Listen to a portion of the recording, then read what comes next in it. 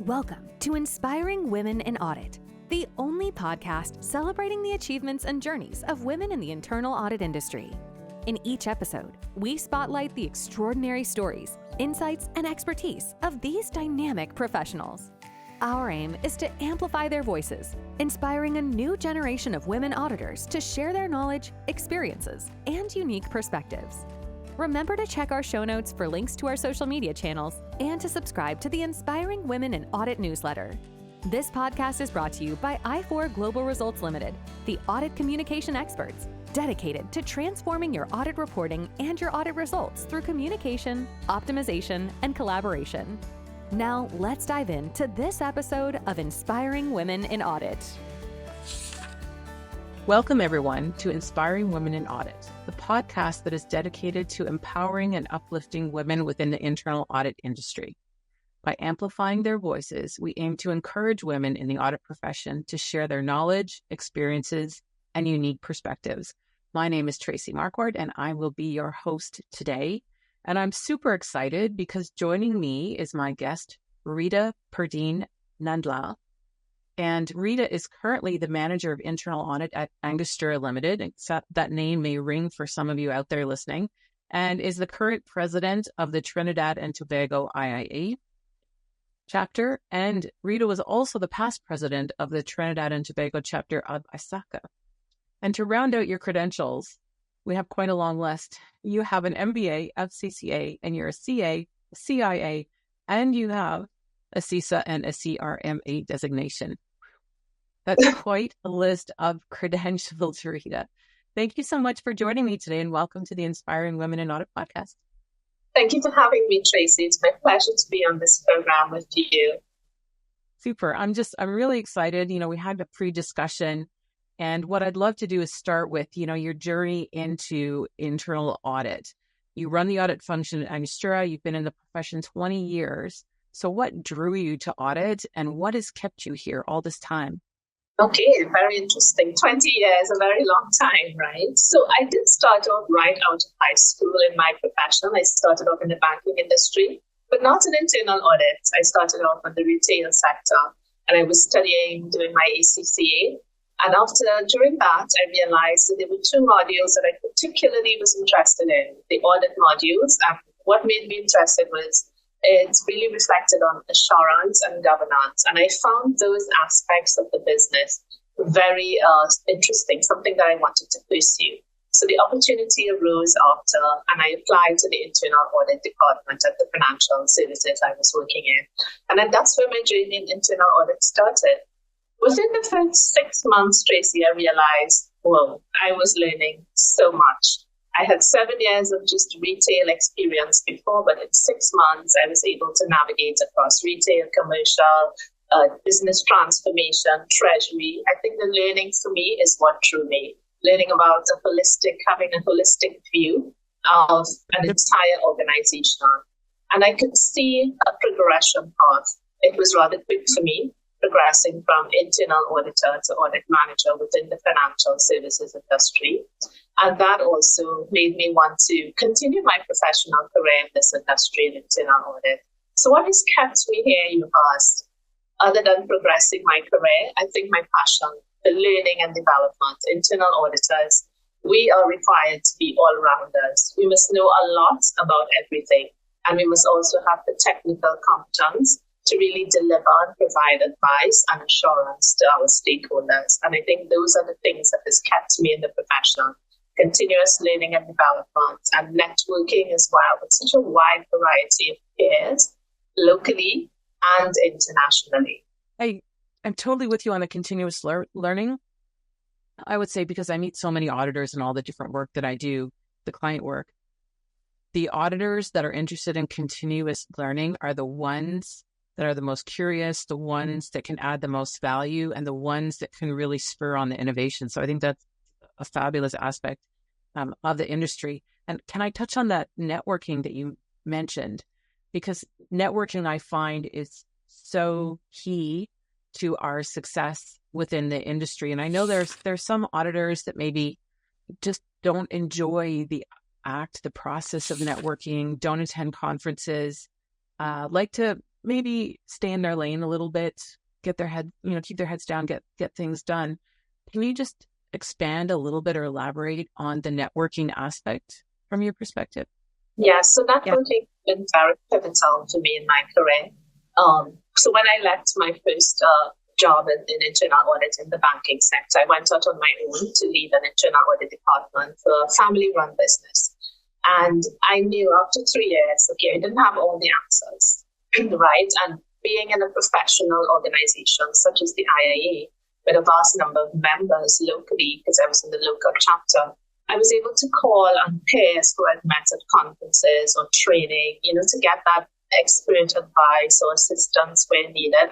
And immediately I saw the value of networking. And I realized, I need to give back also. So networking for me became something that is learned and practiced and consistently honed. And then moved on from networking, of course, locally to volunteering within the profession, networking globally. And of course, in my further studies as well, continuing to network with other professionals in other fields so that, you broaden your horizons and you really learn a wide variety of skills and you develop your expertise differently as well so that you can contribute to your organization. And I love that because you said I reached out to other people that I had met and other people that were in my network. And it comes from within, doesn't it? I mean, networking isn't comfortable for everyone in the beginning, and you're putting yourself out there, but look at what you've created. Fantastic. So very, very interesting. Thank you for sharing that. And I would be remiss if we didn't talk about your service to the audit industry, which you just hinted at. You've been a leader for ISACA and the IIA in some capacity for both since 2015. You've served as a president for both. Can you tell us what drives you to serve the profession? I'm wondering, what are the benefits that you see to others? Can you capture that in words? And how does it make you feel? What do you get out of this whole process? Okay, very interesting. So what drives me? My passion. I'm very passionate about my profession. I love internal audit. It has opened so many doors for me professionally. Learning in this type of environment, again, having access to resources, a global network, being on the edge of cutting edge technology and enhancements and that sort of evolution in terms of risks in internal audit and facing companies. Those aspects has really challenged me in a good way to continuously learn and develop. And also in networking, what has really gotten to me in terms of volunteering within the profession, I want to give back. I want to give back to younger professionals. I want to ensure that they succeed. I want to actually help people learn from mistakes that I've made. Obviously, I've made many along the way, and help them to navigate with a smoother process as well in terms of their career progression. So that's what I try to give back through volunteering. What I take from it is a personal sense of developing myself, because volunteering with both ISACA and the IIA has really developed me in ways I would not have imagined. For instance, I've developed my marketing skills. In internal audit, that's probably very rare, but I market all the chapters. I'm within the chapter, we market all their training. You learn how to, new technologies, you learn how to use our brand guidelines to, effectively promote the IIA, for instance. So it's quite interesting to learn and to develop professionally in areas I would not have access to in my usual professional career. Okay, so it's giving back to the community, but it also helps you develop as well. Oh, definitely. And I just want to touch on those marketing skills that you mentioned, because I work with a lot of audit teams who struggle with their relationship with a business. And I talk to them a lot about marketing internal audit. I know there was a post on LinkedIn recently about selling internal audit. I like the word marketing. Maybe it's semantics. Has that knowledge about how to market that you've learned from volunteering also helped you with your relationship with the business?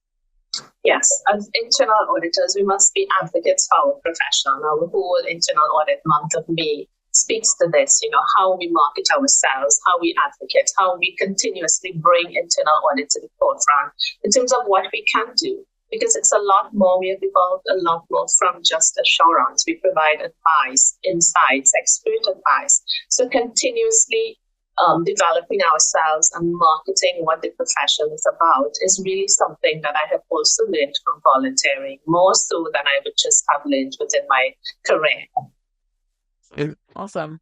And so can you tell us a little bit more about the mentoring that you do? So you work through the IIA mentorship program, right? So yes. Why is it important? And if you could touch on why it's especially important for women in the industry? Yes. So I mentoring a younger professional woman is a passion of mine. It's a personal passion that I wanted to do to give back to the profession. When I just started my journey, I had a very inspirational mentor who was a woman in my field, and she really was pivotal in helping me to navigate my early professional career with my early family commitments. And that was very difficult for me because in your early professional career, you want to accelerate and grow and develop. You don't want, to be held back, so to speak. But then you have your women also have their inherent responsibilities and preferences in terms of family. So I also wanted to be that. And she really inspired me to think differently, to more or less realize that you don't have to choose. You can have both and you can prioritize which one matters at what time for you. And it's safe and it's okay to do that. So that was very inspirational for me. So I thought there may be others who go through similar challenges or similar sort of dilemmas, and perhaps sharing my experience with them would actually assist them to make decisions or to navigate in a way that is helpful to them. I really like that, because when I look back, I don't think I had a specific mentor in my life. There were some bosses of mine, I guess you could say, who I did look up to and I learned from, but there wasn't a real mentor. So I really think that's a wonderful gift that you received and a gift that you're providing to the community. I want to ask if there's someone out there who thinks that they might benefit from a mentor. I don't want everybody just hitting up your LinkedIn messaging and saying, Rita, be my mentor, right? Because I know you have a full plate already, because I know the topics that you're focusing on. But if there's someone out there who's like listening to this and thinks, wow, maybe that might help me, what advice can you give them about how they should find a mentor for themselves? Quite interesting you mentioned LinkedIn. That's one place that I will start.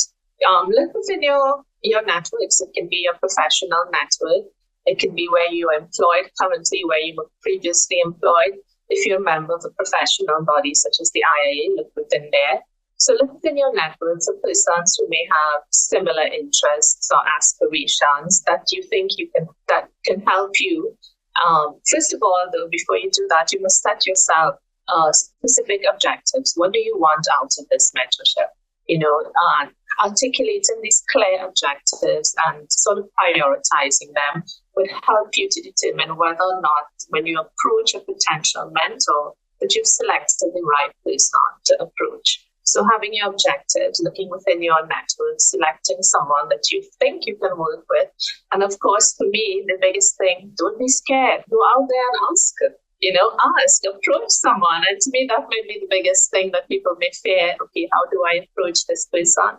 Be honest, be authentic. Say what you want from it. Say what you are hoping to get. It's a two-way relationship.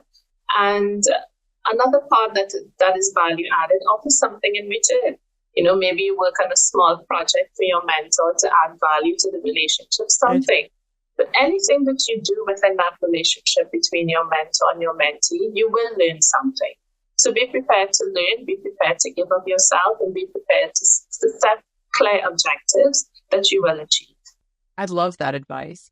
So for me, it comes down to, like you said, use LinkedIn, reach out to your network, and I would say join LinkedIn groups that are within the profession, right? It's a great way to get to know people. It's a great way to interact with people. You can reach out and connect with them and and then know what you want. So I think that's great advice. And I hope for anyone else listening out there that they're encouraged to look for a mentor to help them if they feel like that's something that's going to help guide them in their careers and in their choices. Good stuff.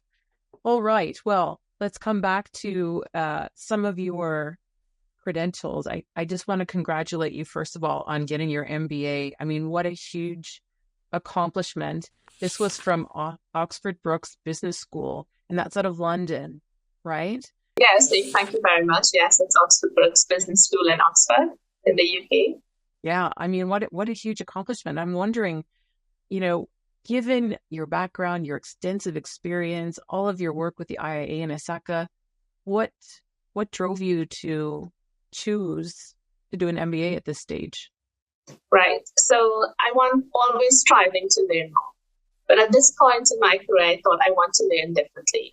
I want to learn business skills that can equip me in this complex world that navigate through complex business issues as well. But I want to learn in a global mindset. I want global peers and global faculty that I can learn from. I want to learn different things that I can bring back to my organization and apply to my organization, because I believe there's a two-way relationship between the employee and the organization. Of course, I learn from my company, but I must also bring back new things for my company to learn from me. So that is also part of my responsibility to my work and part of my work ethics. So that was one big part of it. The second part in terms of choosing my MBA at that time was I wanted flexibility.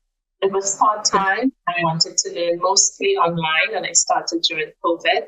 But I also wanted to be there physically, because I believe in that networking and being there and maintaining and fostering those relationships that will really help you along your career. I love that, because I know we all, made lemonade from the lemons of the COVID period, but actually being there in person is a different experience. I find it to be a richer experience, just like going to these conferences. We all did virtual conferences. I spoke at virtual conferences, attended virtual conferences, but it's when you're in person, there's an energy and connectivity that I think is harder in the remote world. I totally agree with you. I love the in-person conferences. I loved the in-person classrooms as well for my MBA, but you're right, that energy, that whole vibe, that experience, it's unparalleled. You can't capture that in a virtual environment. So definitely. And for all those listening out there that are maybe at a mature stage in their career, I would say, because you've been at this for 20 years, do you recommend to others to pursue a higher degree like an MBA? And particularly, would it benefit women, or is it just a general recommendation? I would say yes, because you're always learning and growing and developing yourself.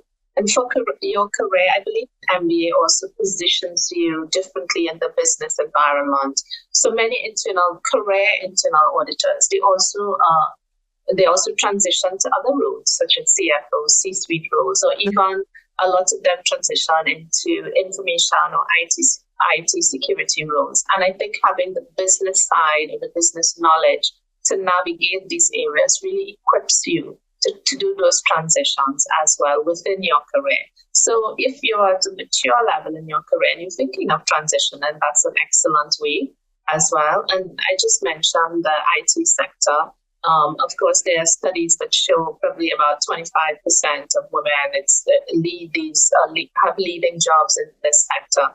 And this is a fast-growing, high-paid sector. And yes, it's important for women to accelerate their development, to participate in this sector and also shape the future of that profession as well. Nice. Thank you. And I know that as part of your studies, you had a focus on sustainability and supply chain management.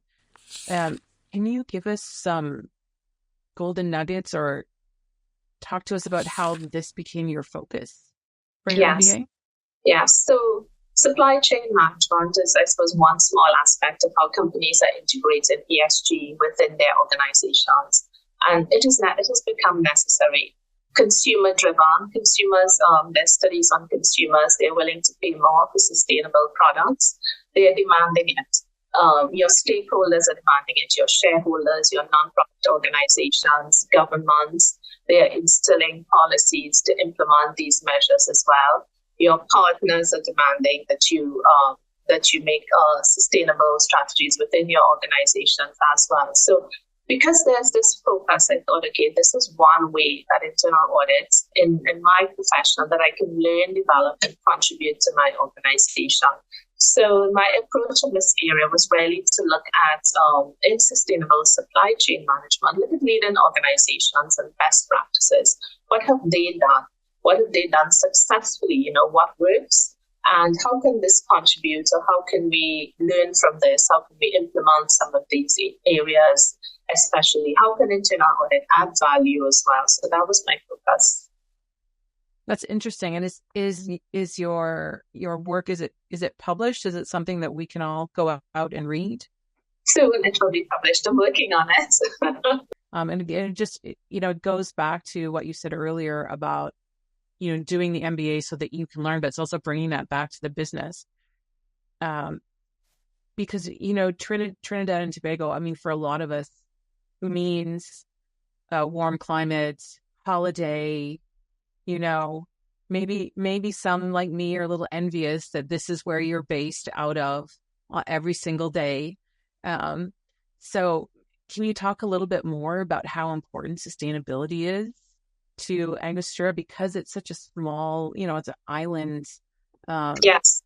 Not like Canada, Yes. So yes, of course. The thing is, we're a global company, so our stakeholders are global stakeholders. So we are influenced directly by what's happening globally, and sustainability is on the agenda.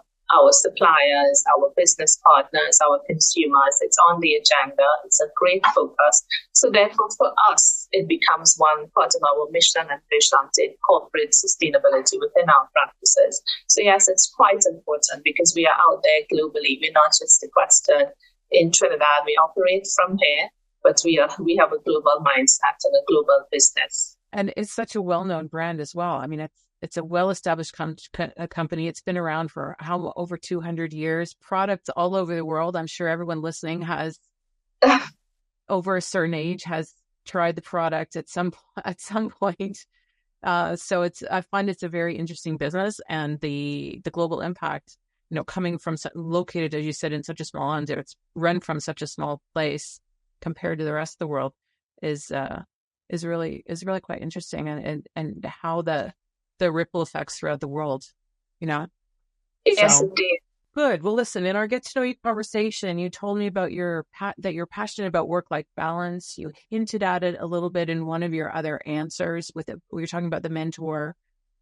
So I'm wondering, how do you manage work-life balance, and what does that actually look like for you? Because I know you do so much volunteer work. You have so many certifications. I'm wondering where does the word balance come in with all of those balls that you're juggling?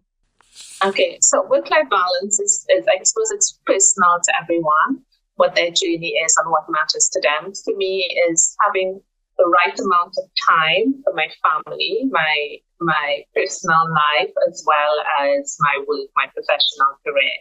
And a key to work-life balance for me is always support.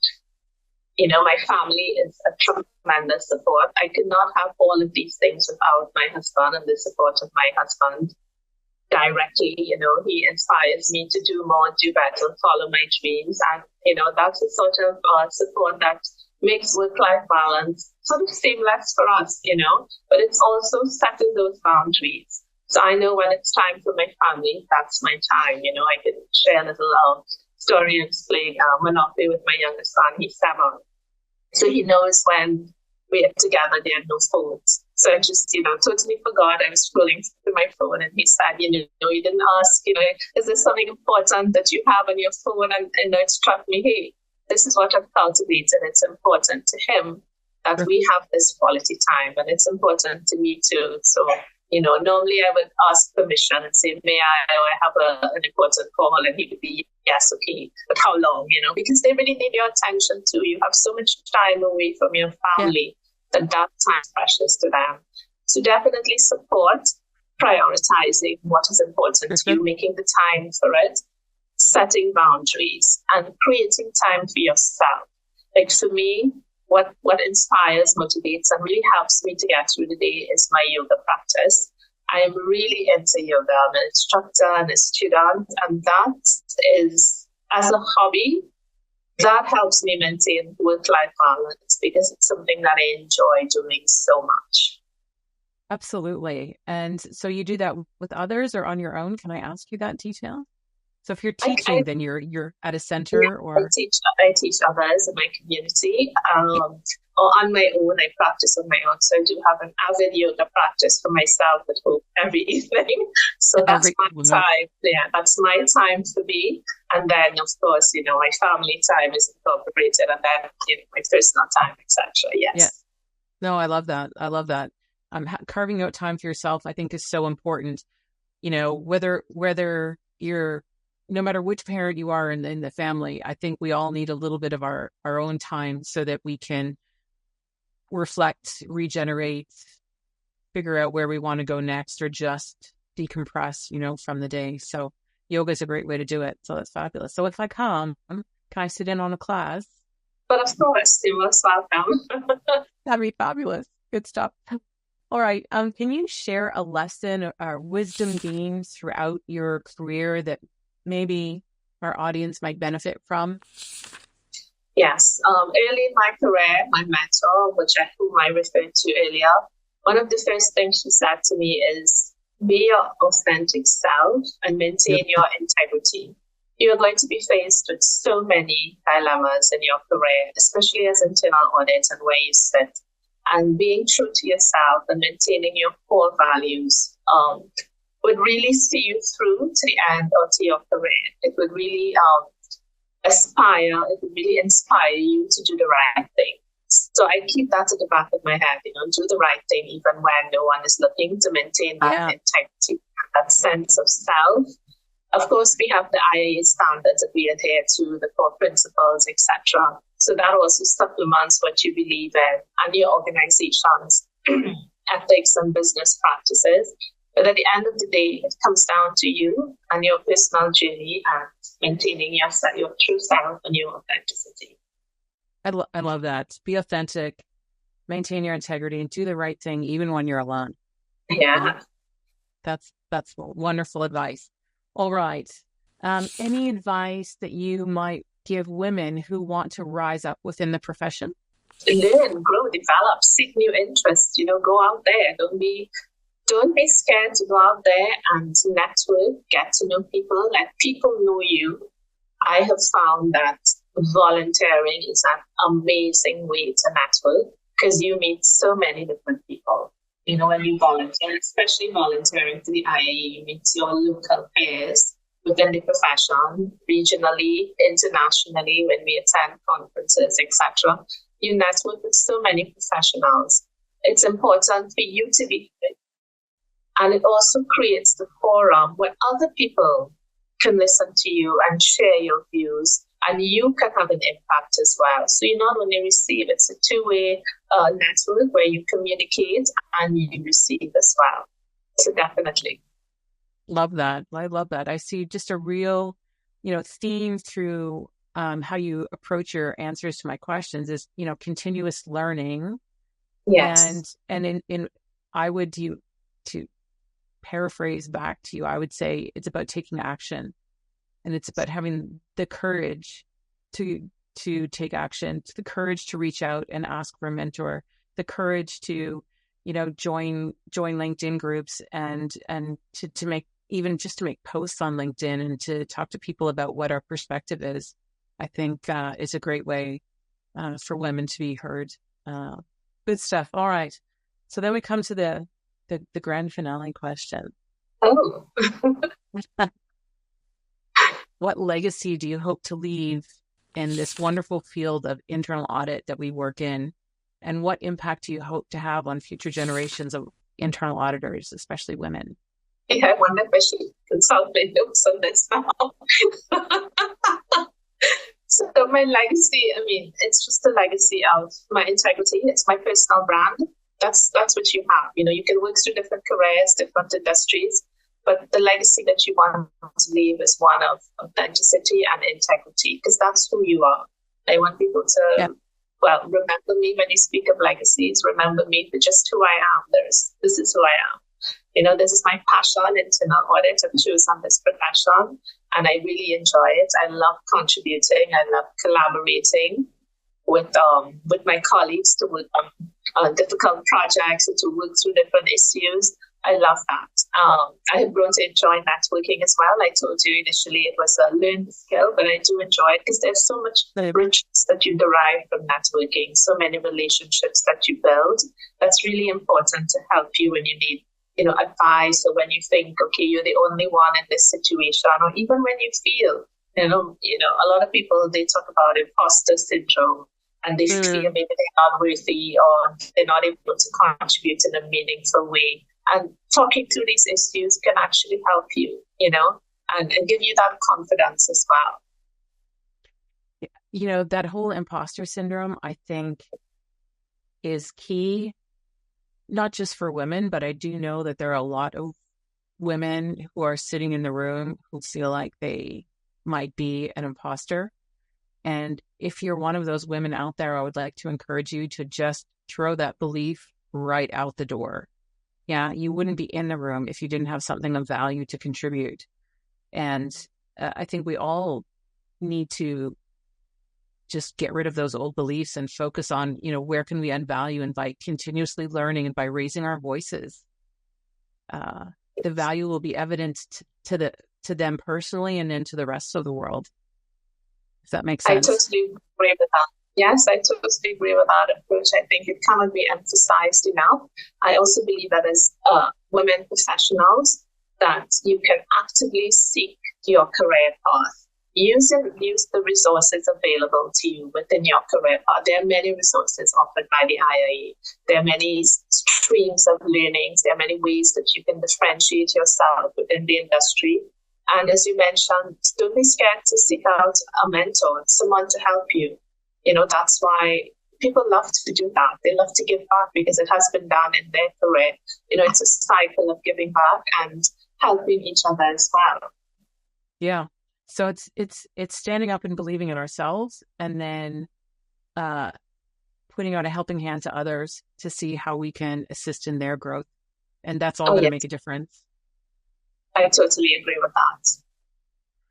Rita, thank you so much for joining me. It's been such a pleasure, and I look forward to coming down to one of your conferences one day, I hope, and checking things out on the ground there, and networking in person, and finally meeting you in person. So thank you for joining me, and we'll see you soon. Thank you very much, Tracy. Thank you for having me and for chatting with me and allowing me this forum to share my views and my thoughts. I do appreciate it, and the work that you are doing to inspire women in audit. Thank you so much. Hi, everyone. Thank you for joining us on this episode of the Inspiring Women in Audit podcast. We'd love for you to stay part of our growing community, so subscribe wherever you're listening. If you're enjoying our content on platforms like iTunes or Spotify, a quick 5-star rating from you would mean the world to us. It's a small action that supports our mission immensely. Don't forget to explore the show notes for various links and join our vibrant community on all our social media platforms. Your interaction and support play a crucial role in amplifying the voices of inspiring women in audit and spreading their inspiring stories even further. Thank you for being a part of our journey, and we'll catch you in the next episode of the Inspiring Women in Audit podcast.